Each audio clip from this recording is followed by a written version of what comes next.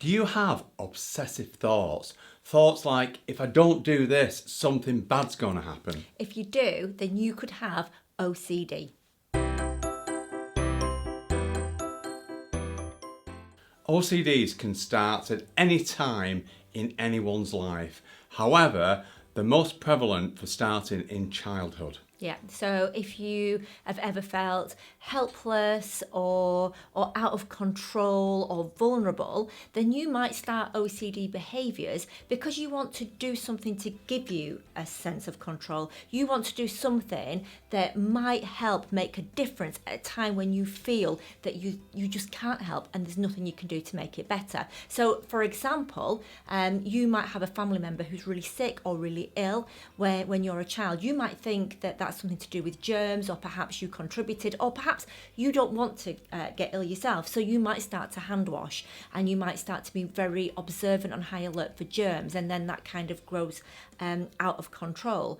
Or perhaps another one is check-in. So you, as a child, your house gets broken into, things get stolen, and then this makes you again go on high alert to stop that from ever happening again. So you start to check things. Or perhaps another common one is when an adolescent or when you get your first home and you get that responsibility.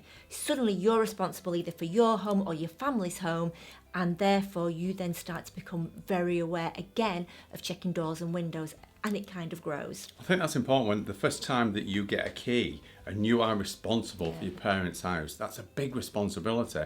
And again, that can lead to it. But also, we've heard people have said that they've suddenly got a really responsible job, and what they do can have massive repercussions if they made if they didn't made an error. So they have to keep checking and checking to make sure that they never make an error. That's another reason. But most OCDs, as I said previously, start in childhood, and that's when a lot of the time is when children feel out of control. For example, if it's a turbulent household, if parents are arguing a lot, as children we're taught to use our imagination, and that imagination can lead us to create OCD. So we can have thoughts like, well, if I carry on counting, if I count to 10, then they'll stop arguing. Or when that doesn't work, if I count to 20, they'll stop arguing. There'll come a point when the parents will stop arguing. And then, from a child's perspective, it's like, oh, this is magic, this works. Or if I tap certain things, that will work. Yeah. Now the great news is that you're not born with it. So that is the good news, because that means that you can get over it. And every OCD does start with a positive intent, and that's the thing that you need to think back to and think about. However, the OCD is created because it's what we call a what-if scenario. If I don't do this, then something bad could happen.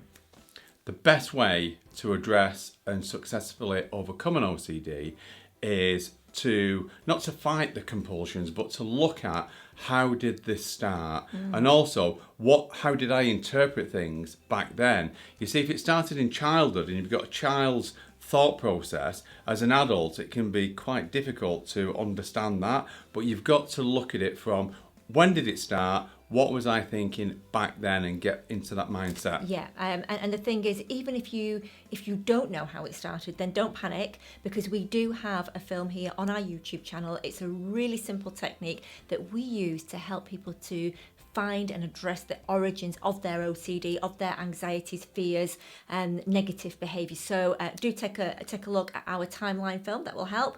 And also, do make sure that you subscribe to our channel, because in coming weeks we're actually going to help and share help with tips so that you can then start to really address your OCD. We also cover OCD in our book Conquering Anxiety, with a full chapter devoted to the origins of OCD and how you can overcome it.